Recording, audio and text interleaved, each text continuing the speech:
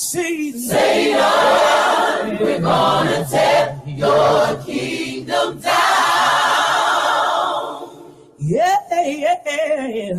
The mothers are gonna pray your kingdom down. Any mothers out there praying? I heard the mothers are gonna pray your kingdom down. Yeah, you've been building your kingdom all over Switzerland.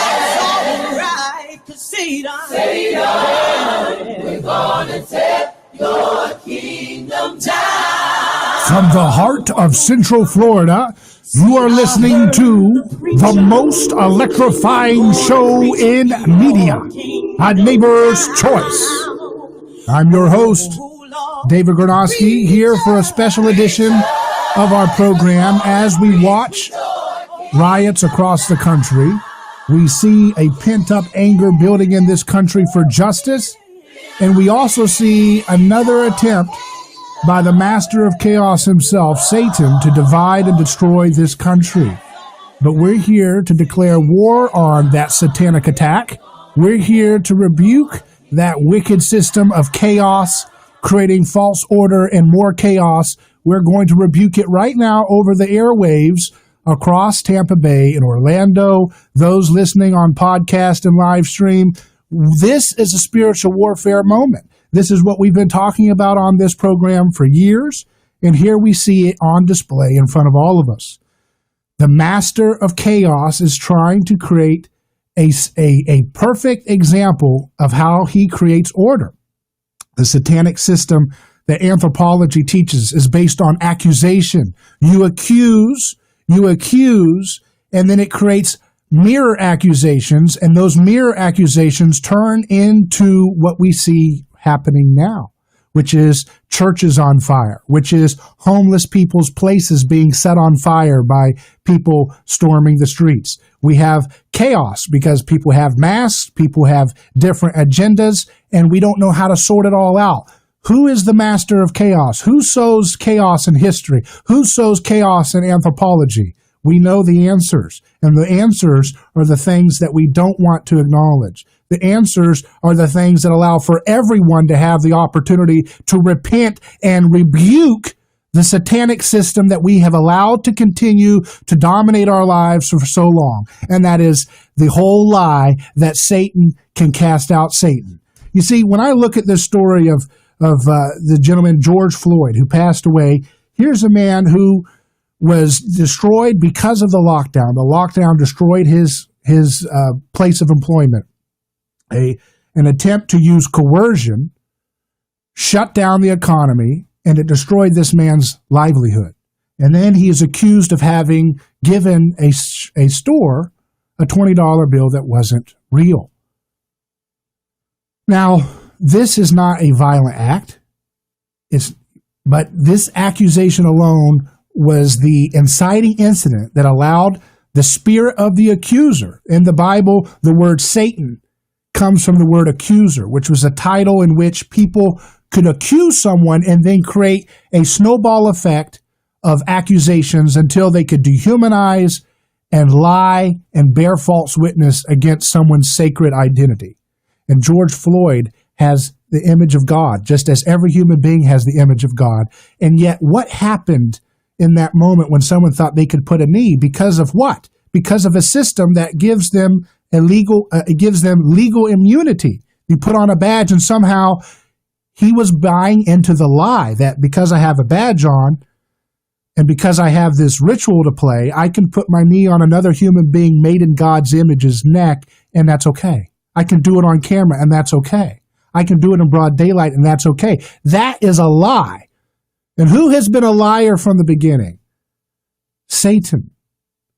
Satan has been a liar and a murderer from the beginning of mankind, before we had these other things like races to come into the forefront, right? Different racial division from the very beginning with Cain and Abel.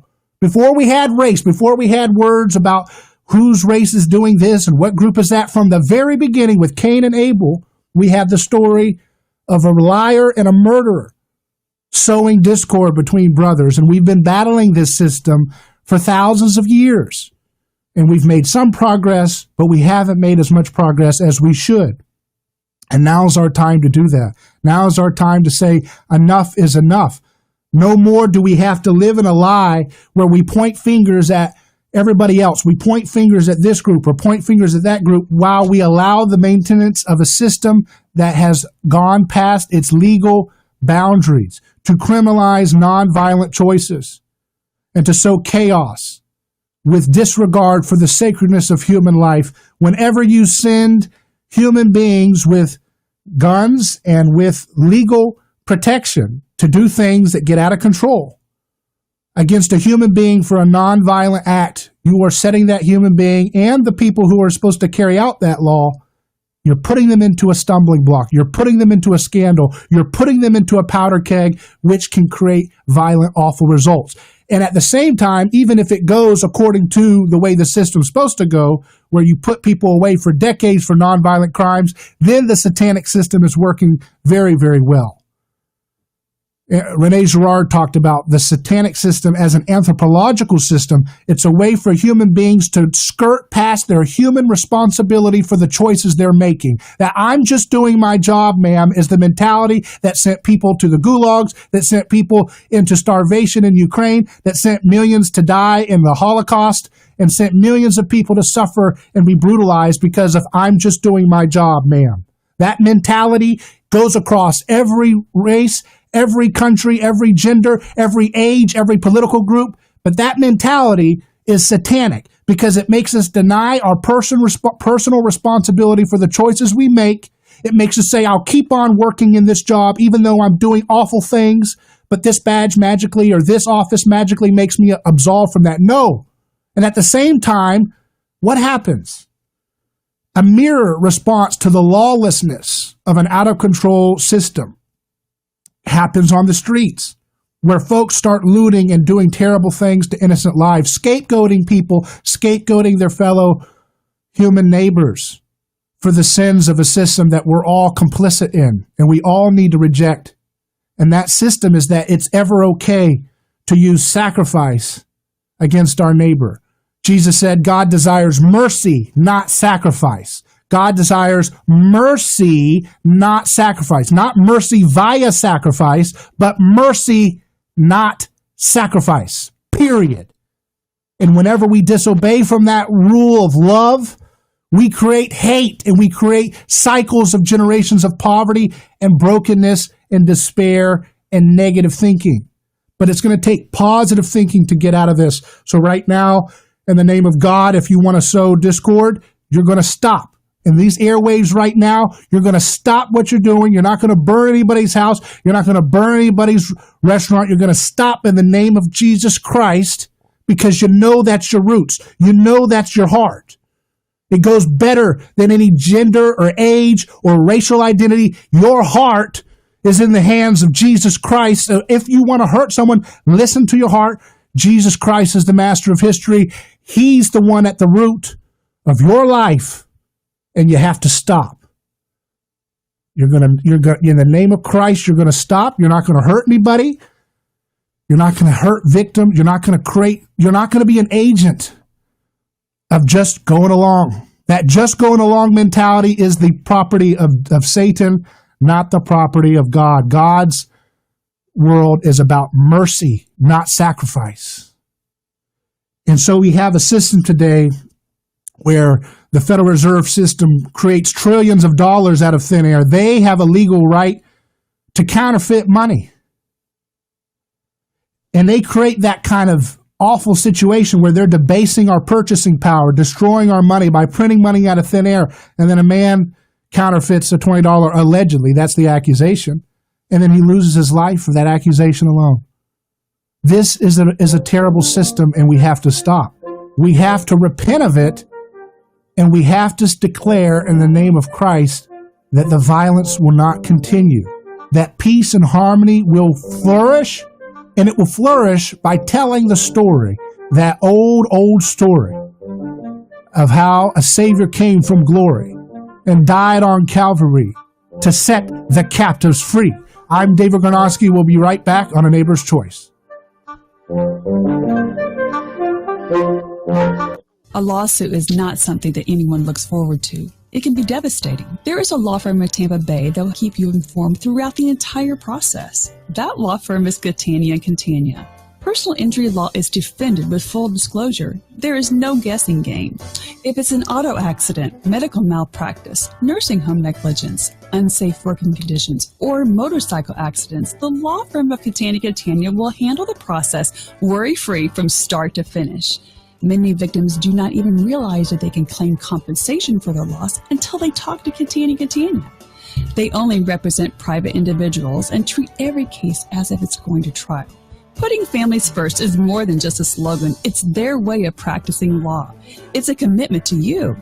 Remember, they don't get paid if you don't get paid. So go to CataniaCatania.com, award-winning over 28 years and family first. Catania & Catania, personal injury, auto accident, and motorcycle accident attorneys.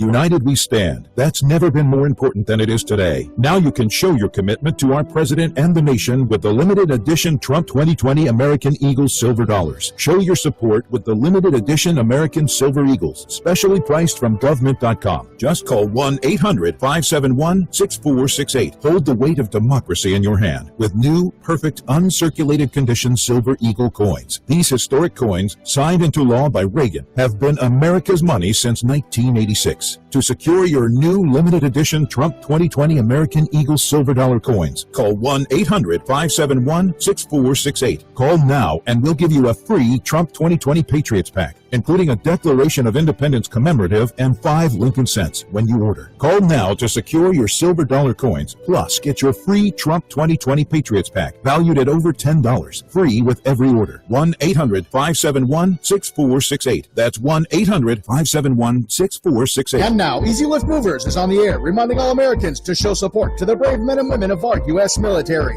Their bravery and tireless efforts should never go unnoticed. This salute is brought to you by Easy Lift Movers, serving the community with quality and pride. Call the pros today, 813-505-8474. That's 813-505-8474. Also, all troops and veterans will receive a 10% discount. That's Easy Lift Movers, proudly saluting our troops and veterans. They are professionals who care. Thanks for listening to 1040 WHBO. We've seen unprecedented growth in listening over the last several months. Our ad partners are experiencing great success, and we thank you for supporting the many advertisers on this station. If you own a business or handle the marketing for a business, contact us. We'll get your message across the many media platforms we own. Call 813-250-3883. That's 813-250-3883. Or send us a note, web@radiogenesis.com. That's web@radiogenesis.com.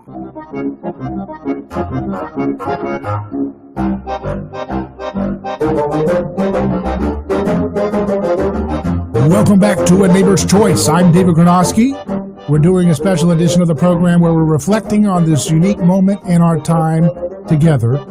And for those who are listening to the sound of my voice, whether you're someone in the system and use God's principle of mercy, not sacrifice. If you work on behalf of government, use the principle of mercy, not sacrifice. Use the principle of do not resist evil with violence. Let that saturate your heart. Let that convict your heart, and let that take you where it needs to take you, because you know the answers. And for those who are in the riots, if you're interested in hurting people, there's curfews all across the sound of my voice right now, live in Orlando and Tampa and all over Central Florida and around the country.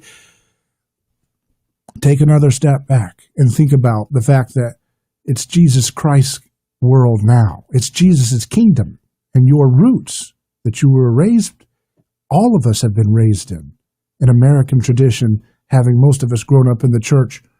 Our roots are tied to the master of history himself, who says God desires mercy, not sacrifice. God desires, it is finished. There is no more time to sacrifice our neighbors and blame each other. It's time to heal. It's time to repent from the bad behaviors of cycles of violence over and over again. So joining me now is a special panel discussion for folks who have experienced the evil system of a lawless legal system and understand it from a real skin in the game perspective. To do that, I have my friend Rufus Rochell, who joins us from Florida, Micanopy, Florida, and we have Amy Povah, founder of Can Do Clemency, with us now.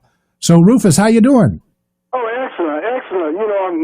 Under the circumstances, being out of prison, but, not completely free from prison because I still have that the ankle bracelet on me, in terms of home confinement, But, it still hadn't stopped me from fighting for those ones that I left behind, because I made a commitment to help those ones that I left behind, to get back out there with their families and loved ones, And I've been doing a Facebook Live each and every night, And, speaking of trying to get support for those ones, because, you have so many men and women, deserving men and women that deserve the same treatment that I receive, in terms of freedom, walking out of the gate, exiting the barbed wire prison fence, And, their record was just impeccable as my record, And I often question,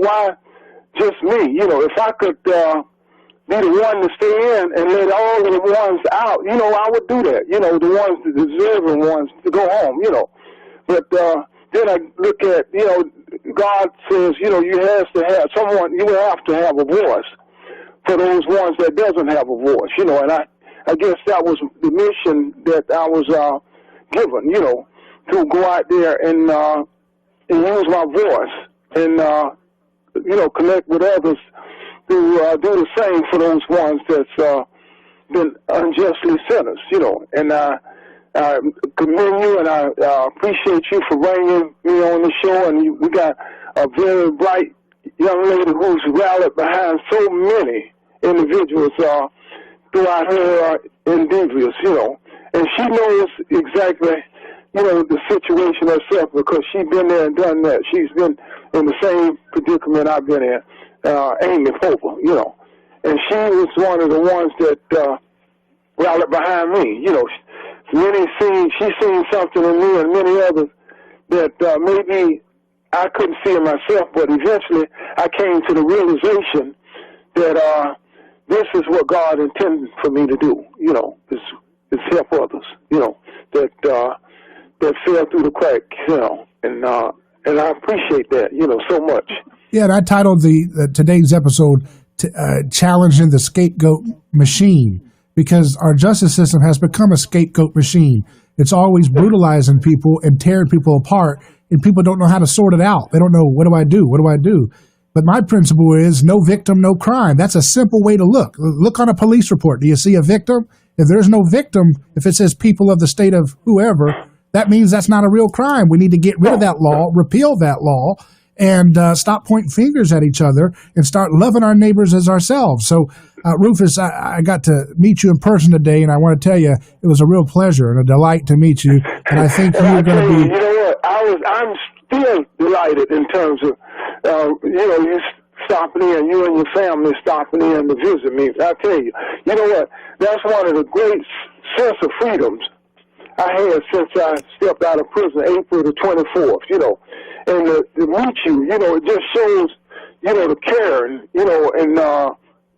where your heart is, and, and the welcoming that you showed me, and then you was committed to your word. You contacted me, called me last night, and said I'll be right there tomorrow to visit you, And, man, you know what? That says a lot to me. It's like, visiting those ones that's in prison and in these convalescent homes in the hospital, That just shows your entire demeanor and character. You're a very caring person, and I appreciate being on your show.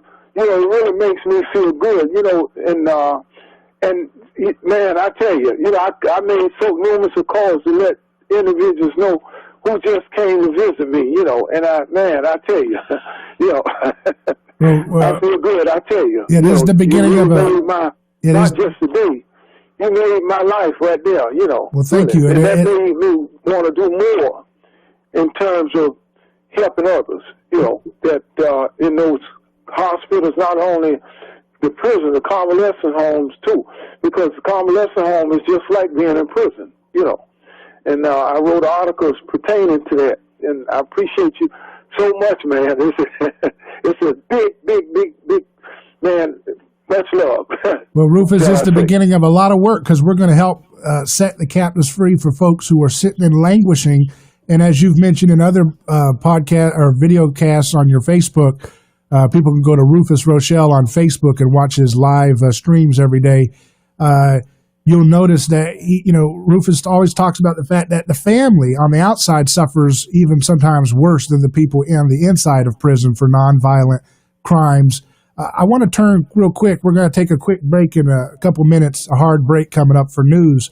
But I wanted to talk. I want to touch you in on that too, because from a different aspect of it, You there?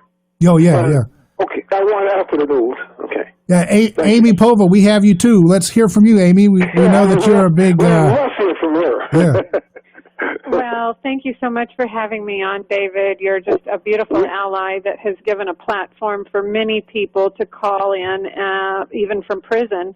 And Rufus, I can't tell you what a beautiful soul and what an honor it was to work with Rufus to try to help him, receive clemency. And we're still going to advocate for his clemency, but we're elated that the BOP identified him as somebody who deserved home confinement. Like he said, he's still under BOP custody. So we're happy that he is free of catching the COVID-19. But we have a lot of work to do because, like Rufus said, so many people who should be out, who are elderly, medically compromised, should be home as well. But the BOP is dragging their feet and sadly even telling people that they don't qualify, even when they do meet the qualifications of the bar memo.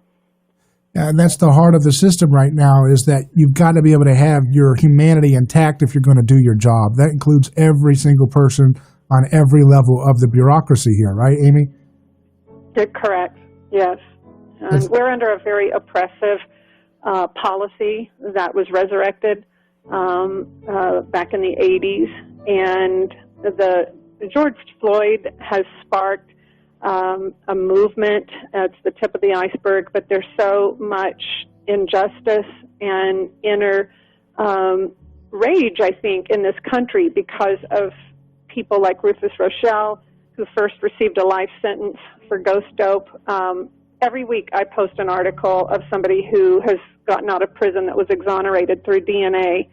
And that means they weren't even there. They didn't even commit the rape. And yet we never hear from our leaders in power that enough. Today this ends. There will be no more. We're going to change the policy. And that's what we want to hear. We want to hear our leaders say, no more. This ends here. So if you're a leader listening to this program or this podcast, it's time to have a moral reckoning with what you're doing, repent of what you're doing, and stop it in the name of Christ. We'll continue live on A Neighbor's Choice with Amy Povah and Rufus Rochell. Special report. Protests across America. President Trump is scolding the nation's governors for what he calls a weak response to unrest. His opening comments to governors had President Trump berating most of them for not dominating protesters, as he put it.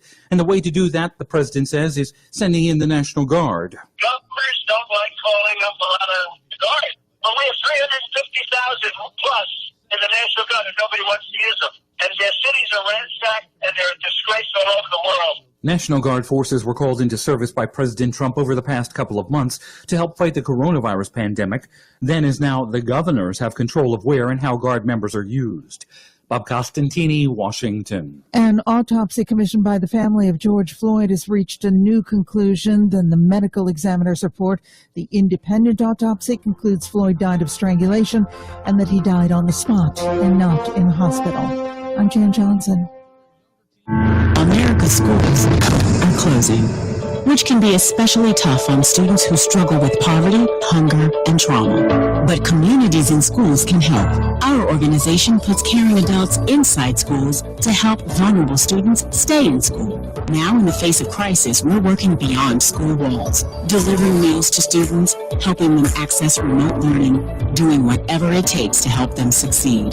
To learn more, visit communitiesinschools.org. You looking for a positive? I've got it. Use your life insurance while you're living. MyTermLifeGuy.com. Look, with everything that we've been through, don't just think about your family. You got to think about you. Term life insurance. Get one that lets you use it while you're living. MyTermLifeGuy.com. It's that simple. MyTermLifeGuy.com. A $1 million policy for a healthy male non-smoker below $35 a month. MyTermLifeGuy.com. Sponsored by Gold Coast Insurance Group.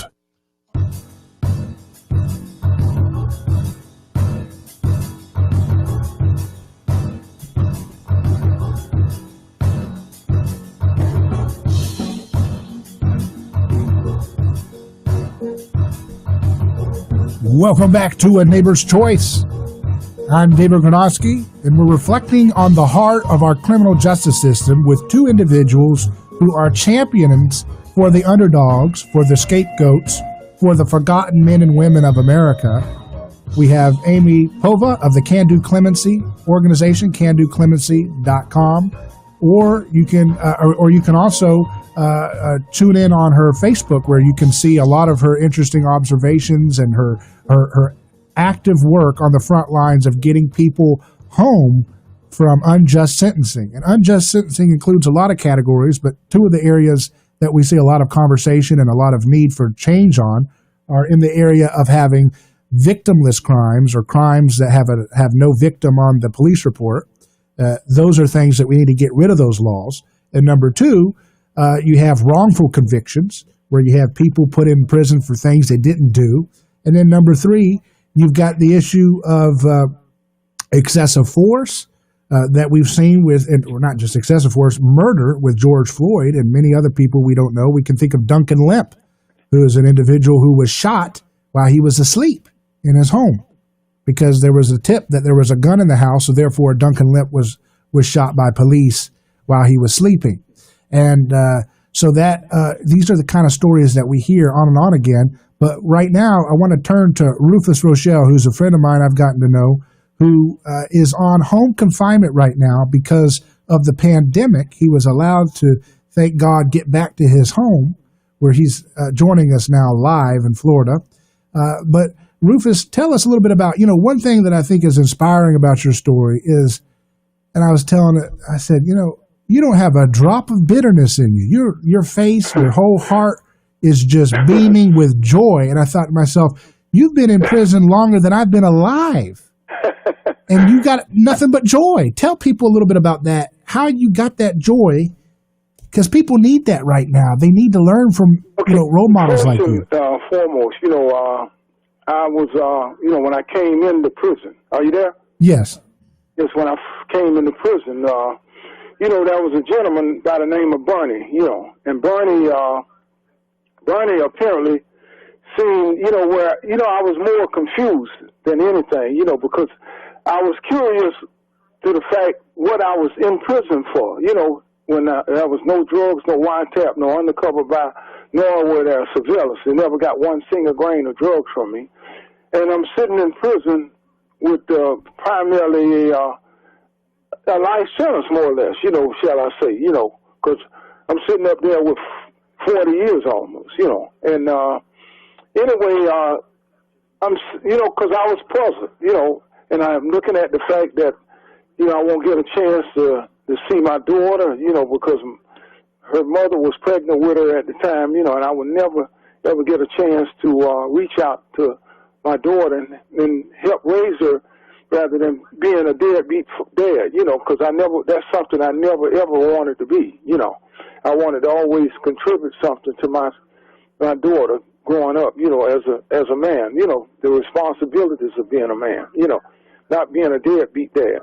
But anyway, this gentleman, Bernie, he's an older guy, older than I was, the elder. He pulled up to me and he said, Rufus, I see you, you seem to have certain you appear to be kind of upset or bitter, And he said, I don't know if that's a fact, but I want to say this to you if you have a little time, I said, yeah. He said, look, what has happened has already happened to you. And you can't really change those things, in terms of the things that happen. But you can change yourself in terms of the bitterness or anger which you might have in you, and move forward and do something positive by helping others and helping yourself as well in the process of helping yourself. And once you're able to do those things, then God is going to help you. The reward will come from God. And I really, and I thought about it. It took a little while before I was able to digest those things that he, dissect those things that he had mentioned. And then I finally came to that conclusion after I started seeing things that I was doing involving helping others, because I started focusing more on others when I started going to the law library each and every day, and reading cases. And then I said, oh, my God, the ones I'm reading, I thought my situation was bad. But there's others that got worse situations, far worse situations than I have. Then I started looking at their things, matters, and I'm saying, well, I'm thinking that I'm the only one that's in that predicament. But I realized that there's so many others in this worse predicament, and that was a change in my life that really escalated me to doing more for others. And then as I started seeing smiles on their face, and I started getting results for those ones that I was helping, then it seemed as if I had a sense of freedom, from all the things, the negative things that that was instilled in me. And I said to myself, this has to be God. This has to be a blessing from God. And at one time, or soon, when God is ready for you to go out of these prisons, walk out of these gates, there's nothing man going to do to hold you inside of these gates. And as it went on, all the things I started coming up with ideas in terms of raising money for the Katrina victims, help getting a young kid a prosthetic eye, that had lost his eye, and both mothers didn't have any health insurance, and doing, other fundraisers and so forth, and then I started getting rewards, and I was the quiet person among the prison. I became a peacemaker when situations began to happen, and I was able to speak with individuals and pull them aside and show them, look here, this is not what you want to do, because you got to think about all the other ones that you're going to affect in these prisons. If you get yourself involved into something negative inside of these prisons, not only is you going to hurt the ones in here that's doing time, you're going to hurt the families out here as well, your family, your parents, and that's based on the same thing that you had spoke of earlier, too, in reference to, when you go to prison, not only is you doing time, your family's doing time as well, and I've seen that happen with my mother and my father when they eventually, became so ill that coming in and out of prison and the wear and tear, and then me kept telling them that I'd be out of here soon, and I reached out, but I came up short, and those were the change. Those were the things that implemented a change in my life, and that made me want to do more. And eventually, I reached out to Amy, I reached out to her and asked her for help. And Rufus, you told me that something interesting earlier today. You said that my mind was never inside; it was always outside here. And I thought that's a very interesting. And I took my mind. I really want. After I heard that what he was saying too. Then I converted my mind out of the prison. I reached out. I called people outside of prison, and I listened to them. I listened to their problems outside of prison. And I asked them, how could I help them? How could I help? Because, I felt that I was entailed to give back to those ones that I might have disappointed in any way, or hurt, or, by even being in prison. And they expected much more of me, out there, being, and so I assured them of the things that I was doing each and every day, just as I did when I was coming on the show. I called various ones so that they could listen to the show, which myself and Ms. Povah and you're on. I wanted to let them hear the things firsthand, what I'm doing, rather than me telling them the things that I'm doing, that would possibly change their sons and daughters' life as well, and numerous other ones that we might not be able to reach by this radio, but someone going to hear our message being translated and be able to correlate it to someone out there and save their life possibly. That's very good. And Amy, you spent time in prison as well for a nonviolent crime, a conspiracy charge. You got, you were doing such a minor little thing and you get thrown the book at you too, but you had clemency and now you dedicate your life to providing clemency and support for people on the inside and their family too. Tell us a little bit about what people need to know about the difference between home confinement and the compassionate release issue, because that's something on the minds of a lot of people right now. Oh, thank you. I will. But I want to just briefly touch on the conspiracy law, because that is one of the most horrendous policies that may have been well intended a long time ago, where a group of people plot to murder somebody or do something, and so you're just as guilty even if you plan to be far from the scene of crime. Let's say you go to Las Vegas and you're nowhere around, but you paid somebody money to actually commit the murder. So there is a particular use for that statute that might make sense, but in the drug war, you don't even have to know the other players, and the guilty can now cut deals, and the federal government in particular will crawl into bed with a murder.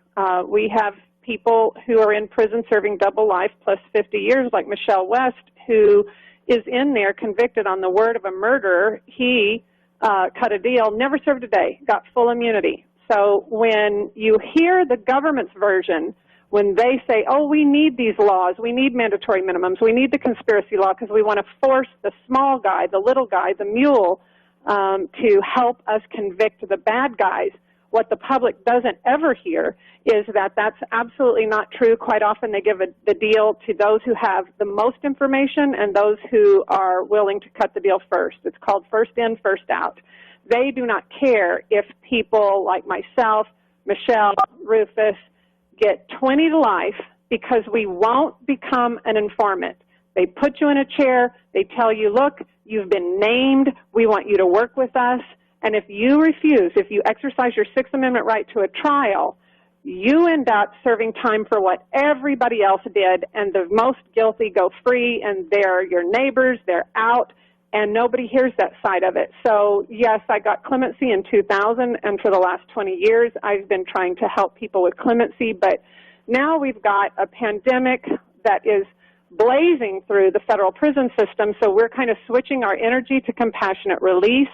That's where people are getting the most play right now, and like Rufus, the BOP is slowly releasing some on home confinement, but they're processing people way too slow and even telling people who have cancer. We have people in there with cancer that aren't getting chemo treatments people with heart stents that are being told, no, you don't qualify. But yet we see all these high-profile cases like Manafort and Ray Nagin and all these others walking out and somehow getting preferential treatment, which, again, is very frustrating. Home confinement is when the BOP identifies you and says, okay, you're going to serve the rest of your time with an ankle monitor at home. So nobody's getting a buy. Nobody's really getting out of a conviction. Nobody's getting leniency. They still are treated as if they're in prison. It's very strict. They can't even leave their home without permission. So that's home confinement where the BOP identifies you. And then there's a compassionate release where the First Step Act that was signed into law by President Trump in December of 2018 allows for people to ask the warden first if he will grant a compassionate release. They almost always say no. We have very few cases where they don't, which is why we broadened that statute so that people, if the warden says no, that used to be it. They couldn't go any further. Now they can take their cases and put them directly before the judge if the warden says no. And surprisingly, and much to our delight, many judges see that this pandemic is a matter of life and death, and they are releasing and granting quite a few of them. Felix Walls got out, a woman serving a life sentence, Alyssa Castillo, just walked out last Friday on a compassionate release. Dan Brown, who's on Facebook and I think has communicated with you on some level, David, he is out. But guess what? His prosecutor just recently filed to appeal his compassionate release that the judge granted. Why are prosecutors fighting compassionate release when the judge has the final say? We're sick of the Department of Justice exercising this oppressive policy, and Dan is a beautiful soul. He's rehabilitated himself. He's worked very hard, and his judge agreed. Plus, he was in a facility that did have symptomatic cases. So compassionate release is where the person has to you do a 3582 motion. We've got some stuff. We're about ready to put it up on the website. But the Federal Public Defender's Office are now combing through files trying to help people with compassionate releases. And I'm encouraging everyone, even the people that we have prioritized for clemency, we're now saying try a compassionate release. There's 2 doors that you can walk through, and it's better to enhance your chances to come out safely and to not end up another casualty in prison because of this pandemic. Yeah, and it's something that we're going to continue to follow this story because we've got so many crazy stories going on in the news cycle right now, but this pandemic is still a very real, lethal problem for folks, especially when they're confined in the crowded prisons that we're in around this country. We're going to continue with Rufus Rochell and Amy Povah live on A Neighbor's Choice as we work and endeavor to set captives free right now.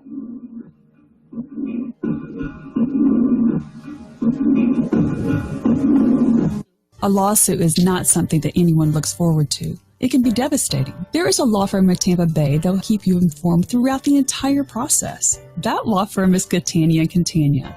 Personal injury law is defended with full disclosure. There is no guessing game. If it's an auto accident, medical malpractice, nursing home negligence, unsafe working conditions, or motorcycle accidents, the law firm of Catania & Catania will handle the process worry-free from start to finish. Many victims do not even realize that they can claim compensation for their loss until they talk to Catania & Catania. They only represent private individuals and treat every case as if it's going to trial. Putting families first is more than just a slogan. It's their way of practicing law. It's a commitment to you. Remember, they don't get paid if you don't get paid. So go to CataniaCatania.com, award-winning over 28 years and family first. Catania & Catania, personal injury, auto accident, and motorcycle accident attorneys. And now, a message from Vistaprint. This is a cow. The cow that made the milk that was made into the cheese that made Tober Dairy Farm into the talk of a craft fair. But cheese only lasts so long. The impression a small business like Tober Dairy Farm makes can last much longer, with the right business card to back it up. And now Vistaprint is introducing free shipping on all business cards in any quantity. That's right, free shipping on any card, any style, any quantity. Plug your information and logo into hundreds of fresh designs tailored to your type of company, or upload your own original layout. layout. Pick from paper stocks like matte, glossy, or uncoated. You can even upgrade to a unique touch like rounded corners. The choice is yours. The time is now. I said now, not cow, Farmer Tober. For a limited time only, get free shipping on all business cards in any quantity at Vistaprint.com with promo code 2828. That's promo code 2828 at Vistaprint.com. Vistaprint. Own the now. If you know anything about NFL or about NCAA basketball or football or NHL or whatever, entertainment television, make sure you make a deposit at betdsi.com. Promo code Bubba100. Again, make a deposit. They've been getting a lot of great response from the Bubba Army. Make your deposit using promo code Bubba100. It's simple. Go to betdsi.com. Promo code Bubba100. Sign up with the Bubba100 code and make that deposit and get your bonus, plus have some fun at the safest wagering site available. Fast, on-time paying their winnings out, incredibly mobile friendly. And if you haven't already signed up, then go now. Make your deposit at betdsi.com. Promo code Bubba100. Bubba100 gets you a special bonus and gets you in the game. Again, www.betdsi.com, and at the promo code portion, Bubba100. Bubba100. Thank you.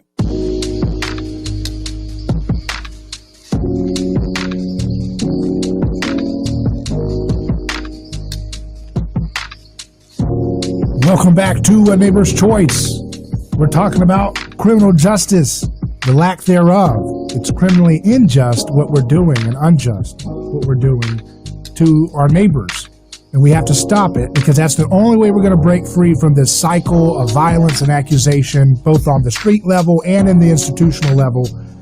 I'm going to go to Amy Povah. You know, Amy, we've had a gentleman named Chad Marks on the program, and to talk about his need for clemency. He's someone who served a long sentence for a nonviolent crime, and looks like we've got a praise report. Looks like he's going to be coming out June 4th. Is that right?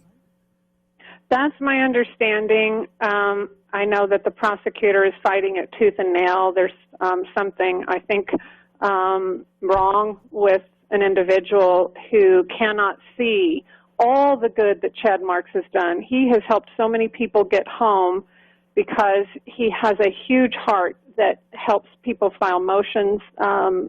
He has begged me to help a number of his friends in there, to the point where I'm always saying, Chad, I can't, I'm so overwhelmed. So he takes on so much. And his own judge wrote a letter supporting his clemency, which we also still have, that we're still advocating for. But sadly, once again, like the other gentleman I mentioned, Dan Brown, Chad's prosecutor is fighting tooth and nail to try to keep him in prison. But we believe on June 4th that he will join ranks and hopefully be on your show very soon.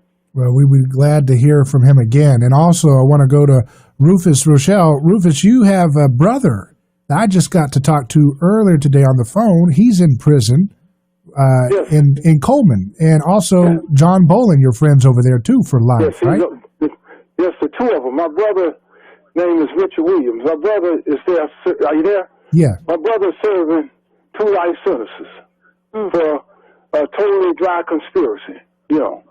And they never got a single grain of drugs from him. And he's sitting behind bars as I speak. Yeah? Hello? Yeah, and he's in a... he's sitting behind bars as I speak, you know. And he came in at a young age. He came in at the age of 27 years old, you know, when he came in. And now he's 58 years old, you know, 58 years old.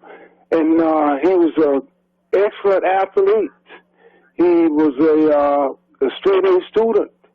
He had numerous scholarships. The very first time he was charged, he was indicted in terms of conspiracy, and because he didn't give up no names, he didn't know anyone. They hit him with a life sentence, and he's doing life right today, 2 life sentences. He got life for the conspiracy with intent to distribute, and count 2 possession with intent to distribute crack cocaine. and he's serving 2 life sentences, first-time offense. And his points is so low, and he probably has more certificates than anyone I ever seen, you know, because he took everything, you know, he possibly can. And the sad thing is, no matter how much a person with a life sentence or what he does in terms of, you know, production, trying to change his life, his or her life, it doesn't mean anything because they got a life sentence with no chance of parole. And they're going to have to do the life sentence if nothing doesn't change, you know, which is a death sentence, you know. And there's so many others over there. John Boland is over there, and he's a great friend of mine. We was in the same dormitory, you know, same dorm. One of the most impeccable young men you could ever meet, you know. And he always helping individuals, the same person each and every day with a smile, you know, and not a second of bitterness. Anyway, he's sitting in there with 4 life sentences, you know, out of the Middle District of Florida, you know. And I also say, what type of person, judge, would give an individual life sentence, those type of sentences, and then go there and the various functions, individuals giving them all types of awards and present them with, you know, humanitarian awards and all of this, you know. And the fact is, they done gave a guy a death sentence, you know, really for nothing, you know, because they never got nothing from those individuals. You know, they came to me and offered me 8 years, 8-year plea, you know, if I accepted a plea. And I refused the plea, and they gave me all of this, the additional time, you know, 480 months, you know, total. You know, and that's the way they work, and that's why they have a 92% conviction rate, because the fact is, they put the iron fist over individuals' head. If you don't plead guilty to this, I'm going to give you a life sentence, or I'm going to give you 40 or 50 years. And, you know, you got individuals in there that's in fear of getting the 40 or 50 years of life sentence. And then if they go to trial, now the person that's the kingpin, as Amy spoke of, a big person, and they in a plea, they get out in 2 or 3 years or 4 years, you know. And this is a guy that might have been the big fish, but the little small person that really had nothing to do with the conspiracy, he's the one in there with the sentence that's unjustly, that's uncalled for, you know. And that's what happened in a lot of cases, you know. And, you know, because they don't see no problem in giving a guy 1,000 years, you know. Look at the girl out of Richmond, Virginia, Sergeant Rucker.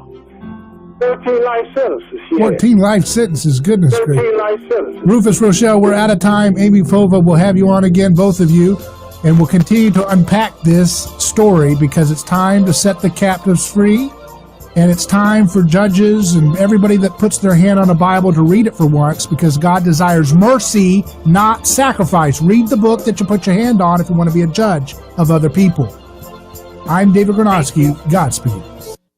Your home for news, talk, and information. 1040 WHBO Pinellas Park. Tampa Bay's all new News Talk 1040.